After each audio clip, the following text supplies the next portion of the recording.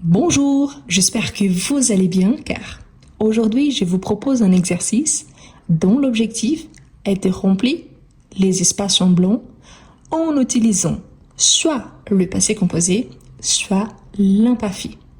Je vous invite depuis le départ à liker la vidéo et aussi à laisser vos réponses en commentaire. On commence? Eh bien, la première phrase.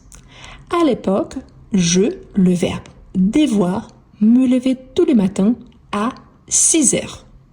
Le bus vers 7 heures. Le verbe être, fatigant. Donc, être, ici, pour commencer, à l'époque, j'ai dû ou je devais me lever tous les matins à 6 heures. Donc ici, on parle à l'époque. Donc, on parle d'une action qui a eu lieu dans le passé et d'une action qui se répétait tous les jours, n'est-ce pas? Parce qu'ici, on a tous les matins. Donc, si on a cette marcation des temps, on doit utiliser l'imparfait.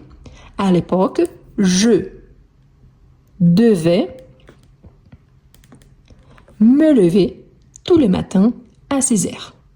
Le bus vers 7 heures. Donc ici, c'est une continuation d'une action qui se passait tous les jours. Donc, je prenais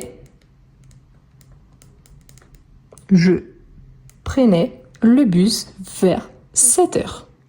Donc, je me rappelle de cette époque et je dis fatigant avec le verbe être. Donc, c'était fatigant.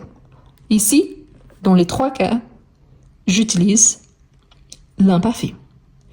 Ensuite, on a le verbe travailler tranquillement sur son bureau et tout à coup, le verbe se lever, le verbe prendre ses clés et le verbe partir sont prévenus, c'est responsable.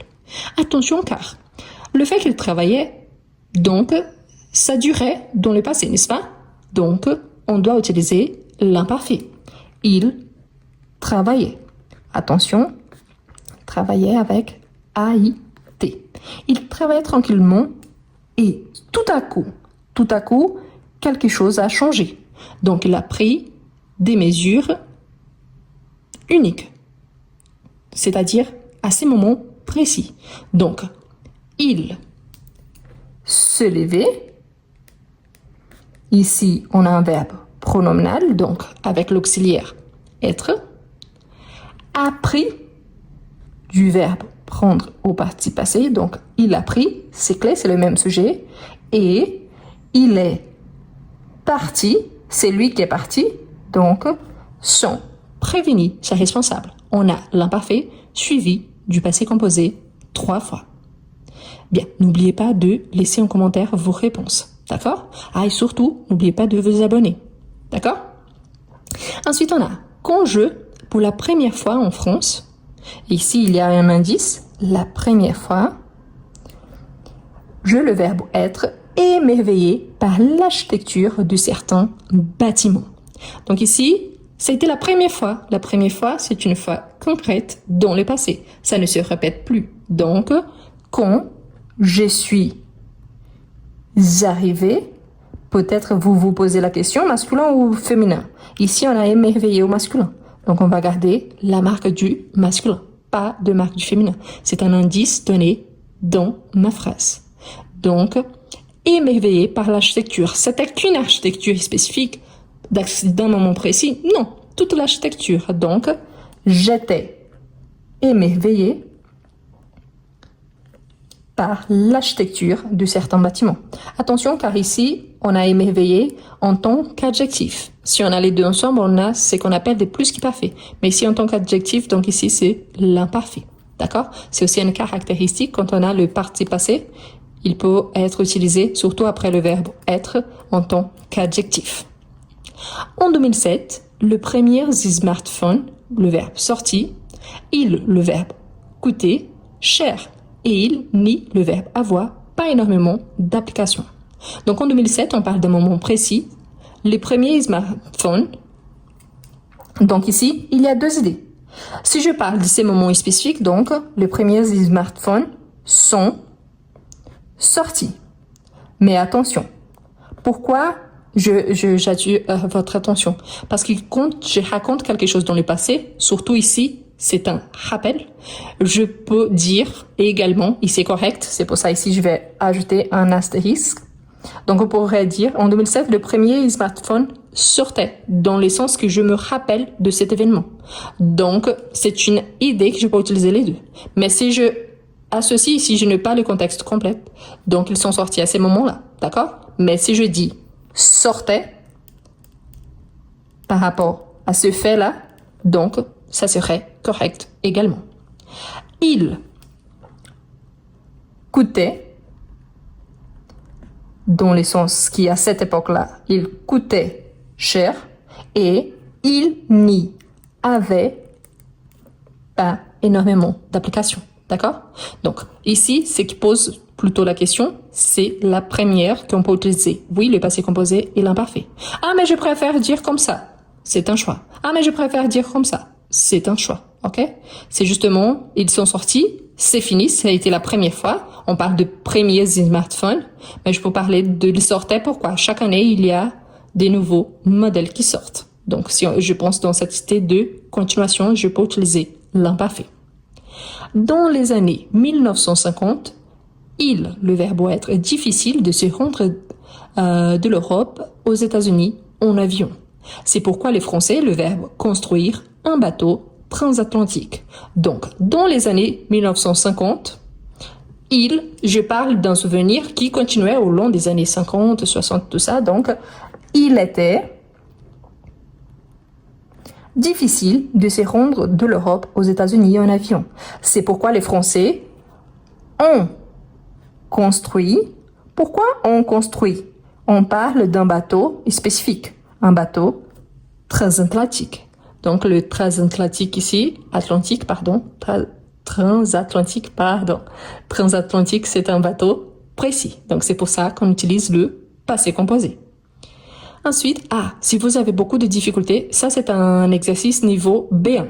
Si vous avez des difficultés, je vous rappelle que je vais vous laisser dans la description les vidéos du passé composé et aussi de l'imparfait. Je vous recommande de commencer par le passé composé, ensuite l'imparfait et après de faire l'exercice. OK? Bien. On a le tourisme international, le verbe commencer, a s'est démocratisé dans les années 80-90. Les billets d'avion, le verbe coûter, 50 à 60% plus cher. On parle d'une chose qui durait pendant une certaine durée. Donc, le tourisme international a se démocratiser dans les années 80-90. Donc ici, a commencé, le tourisme a commencé à se démocratiser dans les années 80-90 quand cette initiative a été prise et les billets d'avion coûtaient, ici au pluriel, pourquoi? Parce qu'on parle les billets d'avion, donc ils coûtaient 50 à 60% plus cher. OK? Pendant de nombreuses années, la France, le verbe perdre, souvent au football. Finalement, le verbe réussit, à devenir championne du monde en 98. Donc pendant de nombreuses années, la France perdait souvent au football. Pourquoi je ne peux pas dire la France a perdu souvent au football? Si c'est possible que je dise, que j'utilise la France a perdu souvent au football quand je parle d'une action spécifique. Mais si on parle de plusieurs fois, donc on a même l'adverbe souvent. Donc c'est pour ça que je me permets d'utiliser l'imparfait. Ici, du verbe perdre, donc perdait. Donc elle perdait souvent au football. Mais finalement, donc on a un autre adverbe, elle a réussi à devenir championne du monde en 98. Ça, c'est une action qui se répète plusieurs fois. Ça, c'est une action concrète. Ça, c'est une action qui les billets duraient plusieurs fois. Ça, c'est une action concrète. D'accord? Donc, une action concrète dans le passé, passé composé. Une action qui dure dans le passé, l'imparfait. Bien. Chaque été, nous, le verbe partir en vacances en Bretagne. Ou nous, le verbe retrouver toute la famille. Donc, chaque été, nous partions. Pourquoi? Parce que ça se répète. Donc, nous partions. Surtout, n'oubliez pas le i. Il est obligatoire pour avoir l'imparfait, pour faire la différence entre le présent, nous partons, et nous partions. Ou nous Donc la même chose, où est-ce que je retrouvais ma famille? En vacances en Bretagne, quand? Chaque été. Donc c'est une action qui se répète. Où nous retrouvions toute la famille. Hier soir, Paul, le verbe préparer le dîner, quand ses amis, le verbe arriver à l'improviste. Donc, il était en train de réaliser une action, n'est-ce pas? Il faisait quoi? Donc, il préparait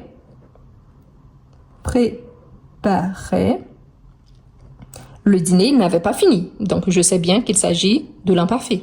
Il avait commencé, mais il n'avait pas fini. Donc, il préparait le dîner quand ses amis donc sont arrivés. Donc, vraiment, ses amis sont débarqués chez lui. Donc, sont arrivés